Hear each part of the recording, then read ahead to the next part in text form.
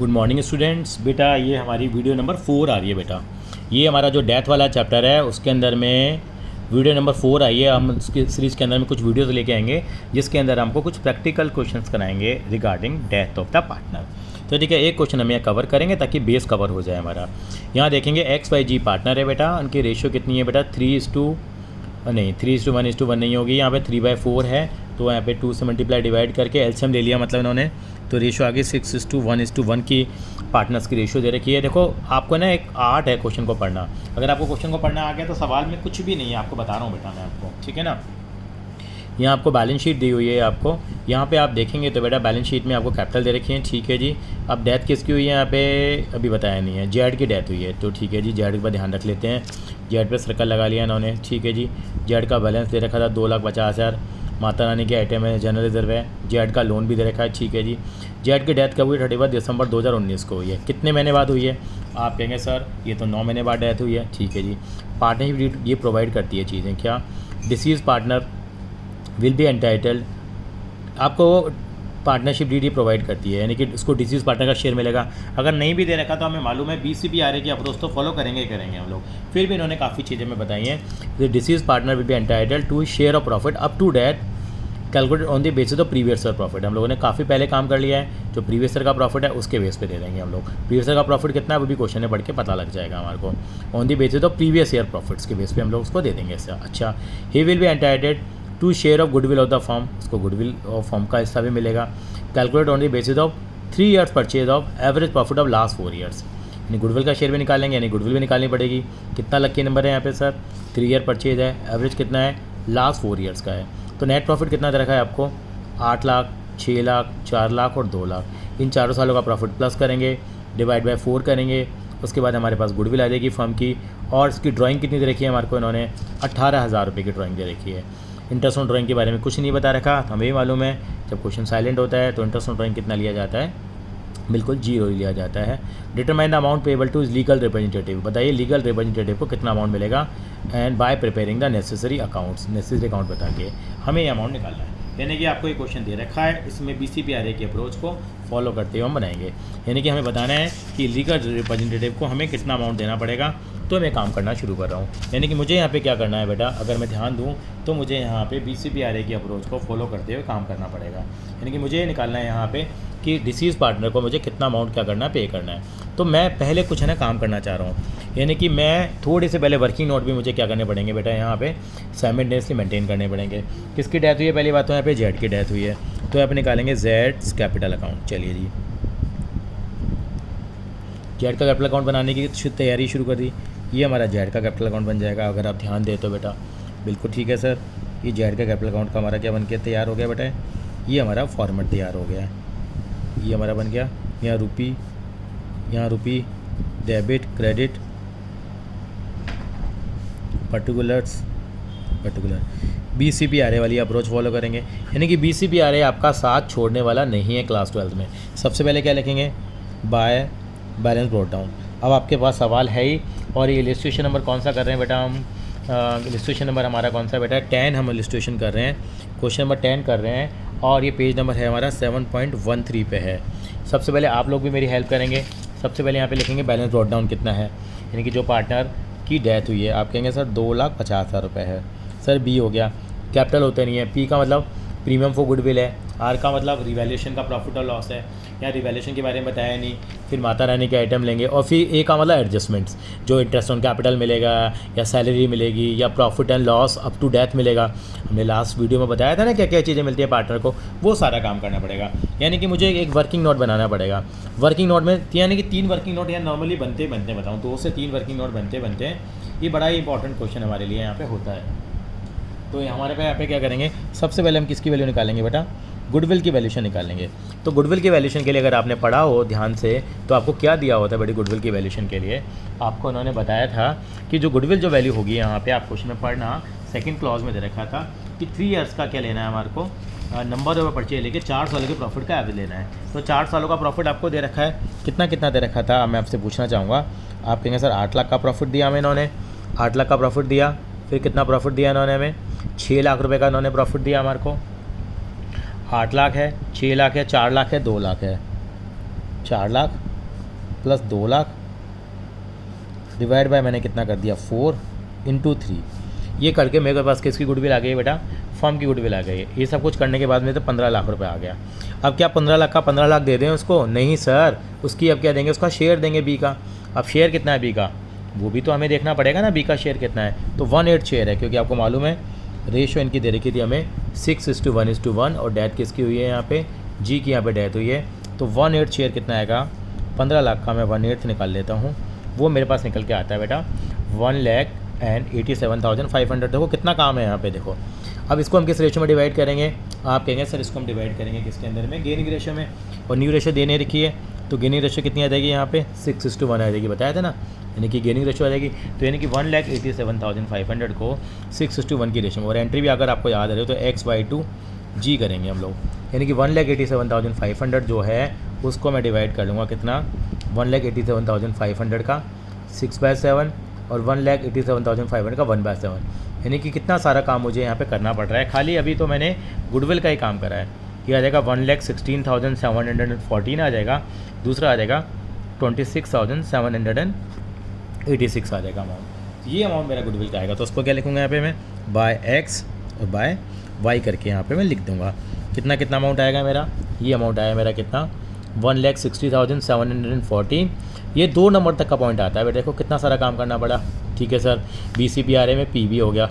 अब यहाँ डेबिट नहीं करेंगे, क्योंकि यहाँ पे खाली किसका अकाउंट बना रहे हैं, अभी तो हम लोग बेटा जेड का अकाउंट बना रहे हैं, जी का अकाउंट बना रहे हैं। यहाँ पे रिवैल्यूएशन के बारे में कोई इन्फॉर्मेशन नहीं दे रखी। अगर दे रखी होती तो पहले हम खाली किसका अकाउंट बनाते हैं, हम लोग रिवैल्यूएशन का अकाउंट बनाते हैं, और जो उसका शेयर है वो यहाँ पे लिख देते हैं हम लोग। सभी का नहीं निकालते खाली, क्योंकि उन्होंने केवल जेड का अकाउंट माना है। इसी कारण से ना सबका अकाउंट कम मांगते हैं, जिस पार्टनर की डेथ हो रही है उसका अकाउंट मांग लेते हैं, और 4 से लेकर 6 नंबर तक में सवाल पूछ लिया जाता है। अब रिवैल्यूएशन कुछ नहीं, ए का मतलब देखेंगे कि आप कोई माता रानी की आइटम तो नहीं थी बैलेंस शीट में, आप कहेंगे बिल्कुल थी, जनरल रिजर्व था। जनरल रिजर्व कितना दे रखा था आपको, आप मुझे बताएंगे जनरल रिजर्व कितना दे रखा था, और जनरल रिजर्व में हिस्सा कितना मिलेगा उसको।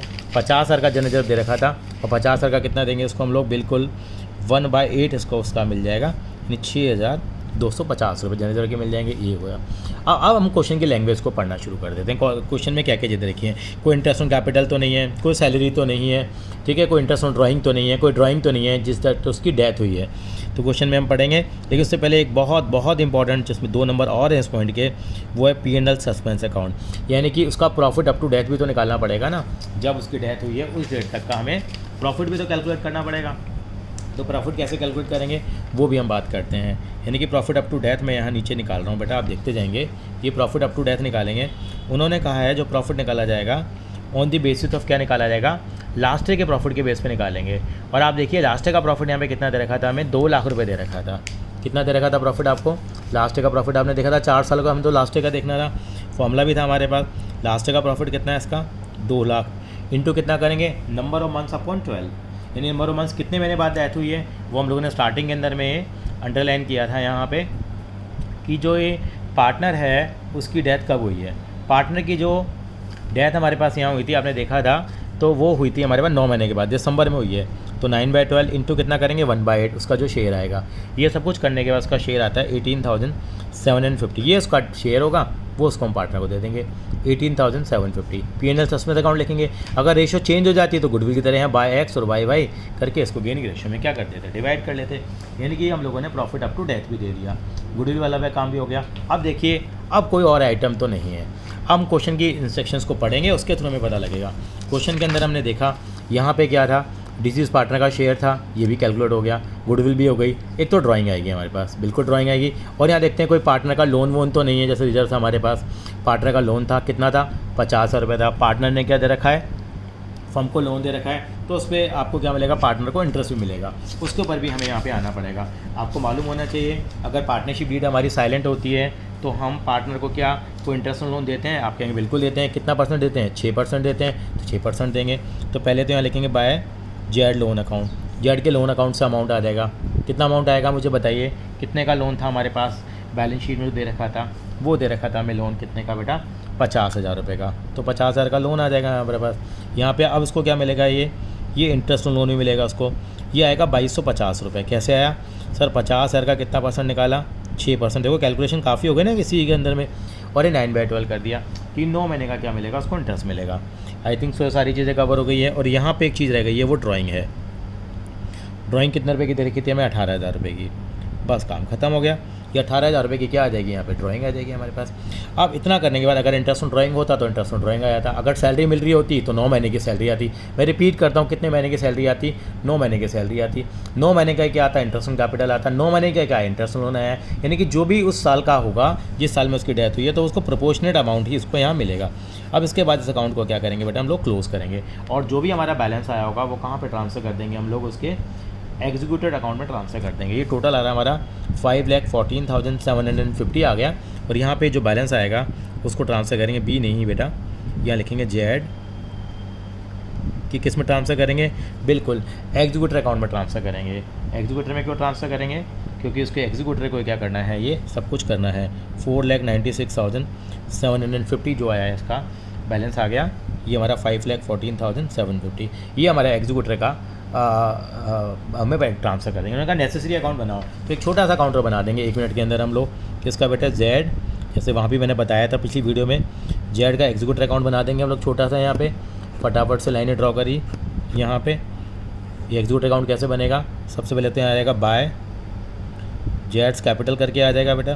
कितना अमाउंट आएगा जेड कैपिटल करके? यहाँ पे जो अमाउंट यहाँ से ट्रांसफ़र हुआ है 4,96,750, 4,96,750।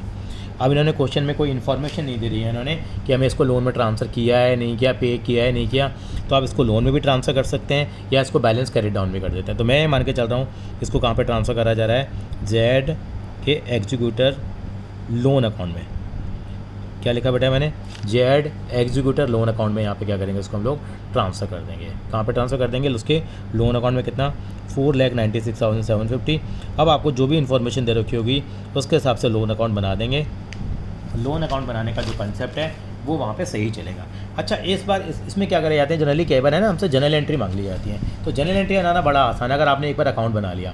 अगर आपसे सीधी जनरल एंट्री मांगी जा रही है तो भी आपने अकाउंट जरूर बना लो। जनरल एंट्री बनाना बड़ा आसान है। आपको मालूम है हमारी BCPI वाली अप्रोच तो है ही। इसके अलावा दूसरी जो अप्रोच हम लोग फॉलो करते हैं जनरल एंट्री पास करने के लिए, जो बहुत ही आसान है, ये आपने अकाउंट बना लिया, सीधी सीधी एंट्री है। देखो जेड का कैपिटल अकाउंट क्रेडिट होगा। यहाँ पे देखो पहली एंट्री क्या आएगी?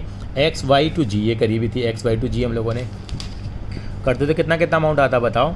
सर ये आता 16714, ये आता 26,786 और ये अमाउंट आया था हमारा 1 लाख। कितना आया था टोटल हमारा? 87,500। एक एंट्री है बनती। ये एंट्री क्या बनती? जनरल अकाउंट डेबिट टू जेड्स कैपिटल। खाली इसी की बना देते हैं हम लोग।